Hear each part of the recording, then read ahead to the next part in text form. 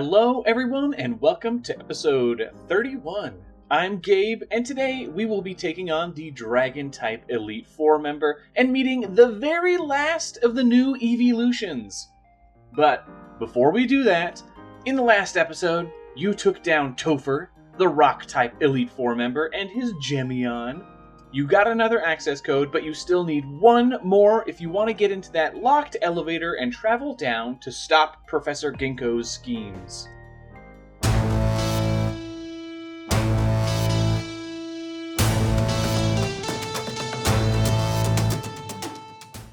With no time to waste, you burst into the last lab. Amy, the dragon-type head researcher, swooshes her cape melodramatically and beckons you closer. It looks as though I'm all that stands in your way now. Do you have what it takes to tame the terrifying might of my dragon Pokémon? Amy starts out strong with her own Primal Aerodactyl, but luckily, you learned how to deal with it when you fought Topher. Next, her Dracento and then her Hadratute are both tanky and take some time to get through. She then follows up with two newly restored fossil Pokemon. First up, our tiny little dragon-type Tyrunt is getting to be king again. Now, regular Tyrantrum is a pretty solid design, and it isn't going to get all that many changes, especially compared to some of the other fossil Pokemon. This design is going to be about two main things. Firstly, we're taking the rage burning inside Tyrantrum and having that manifest as a new fire typing, so we'll need to communicate that. And secondly, there are still a couple tweaks to make. Now, the things to cut, right away, the beard, alright? I always hated the beard. I understand that it's supposed to make the design look more like a king, but whatever, that thing had to go. And same goes for the crown. We're not going to get rid of it completely, just simplify it down to 3 points instead. The original crown, just felt a little cluttered up there, in my opinion. We are also going to take the previous collar of feathers and turn that into a collar of flame. This lets us minimize the amount of feathering overall. We now know that adult Rexes weren't covered in long feathers, as it most likely just had a fine, short layer of proto-feathers. Think of the wee bit of hair that an elephant still has, even though, they're so big. But I still wanted to show that the Rex did have at least some form of short feathering. So, we're going to cover that feathering with ash to make it more visible. The colors fell into place pretty easily, and I do love how keeping the face white makes it feel like a flaming skull, which is, it's pretty awesome. And by coloring lightly inside of the mouth, you can almost feel that fire that is burning inside of it. Alright, let's take a look at Primal Tyrantrum, the Fire King Pokemon. This regal Pokemon focuses its rage into an intense internal fire. The feathers along their back are coated in a fine protective ash. Primal Tyrantrum rule their territories by striking fear into all other Pokemon. They have much more control over their temper now and help little Tyrunt to manage their own anger. And its ability is Strong Jaw, and that increases the power of all biting moves by 50%.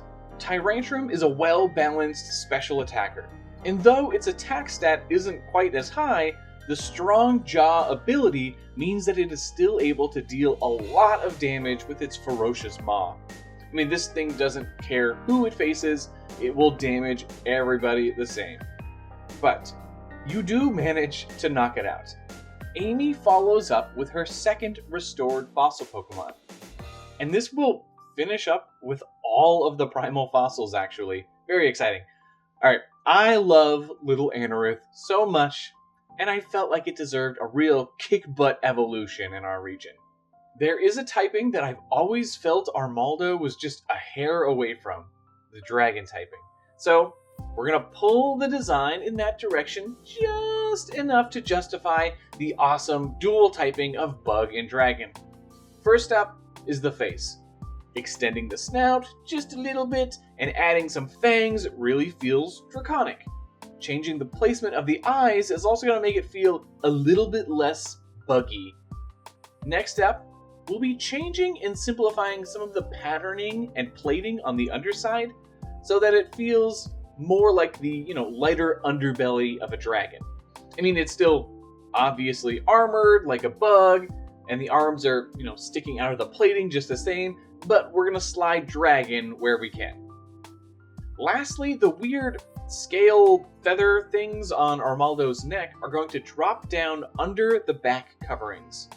This lets me squish them together into something that feels more like a wing, while still feeling bug-like. I mean, especially with them being able to pop out from under the back covers, like a beetle.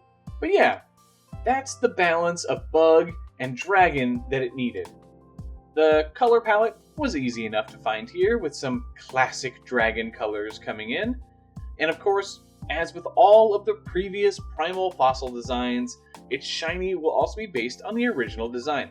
Okay, let's check out the final correctly restored fossil Pokemon, Primal Armaldo, the plate Pokemon.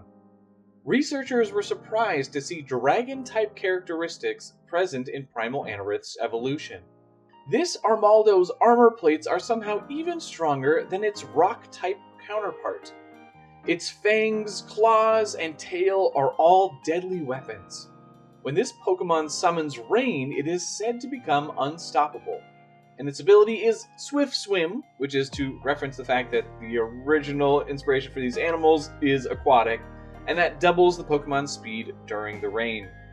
Primal Armaldo has terrible special defense that you are hoping to take advantage of, but after it sets up the rain, it begins speedily sweeping through your team. You eventually pull through and knock it out though.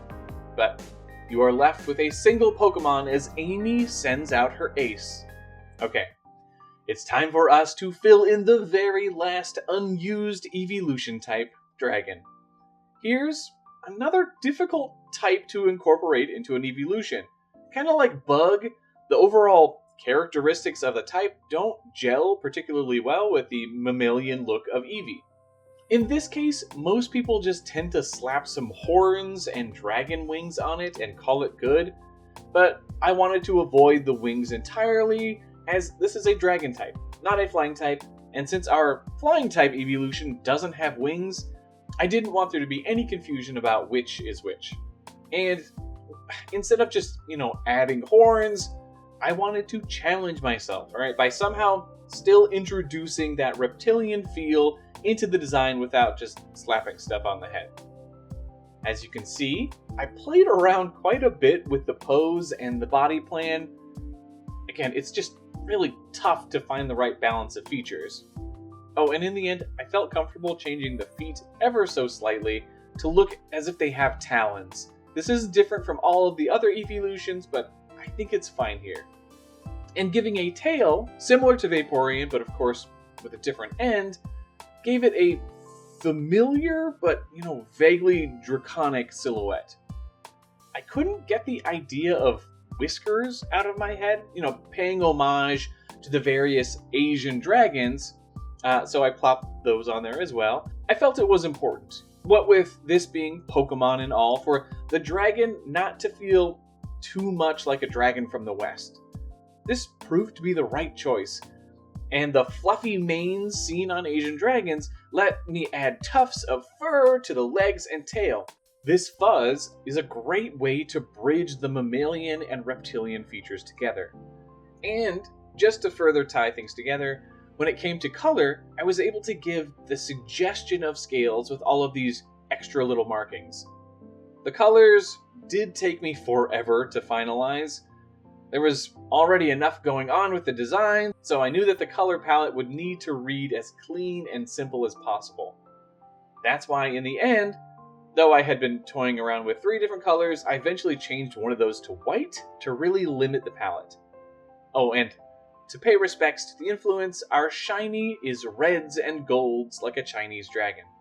Alrighty, let's finish up the eeveelutions with Dracion, the fierce Pokemon. This dragon-type eeveelution is particularly difficult to train.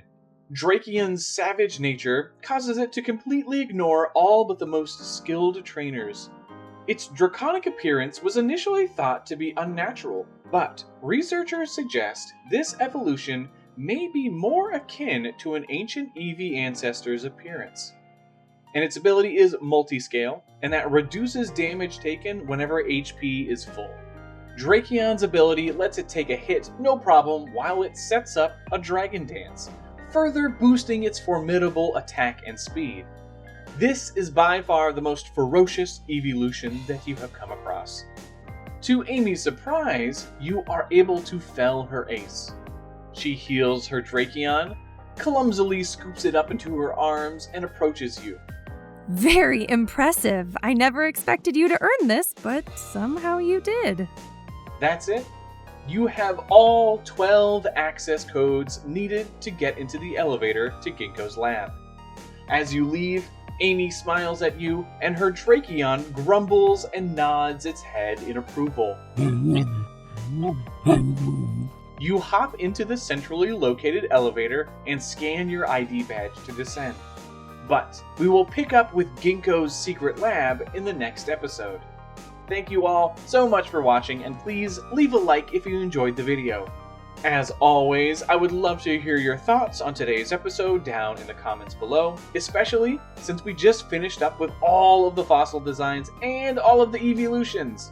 A big thank you to my actual best friend Amy for voicing the Dragon-type Elite Four member, and her dog Badger for voicing Dracion. And I'll see you all for the champion battle in the next episode. Bye!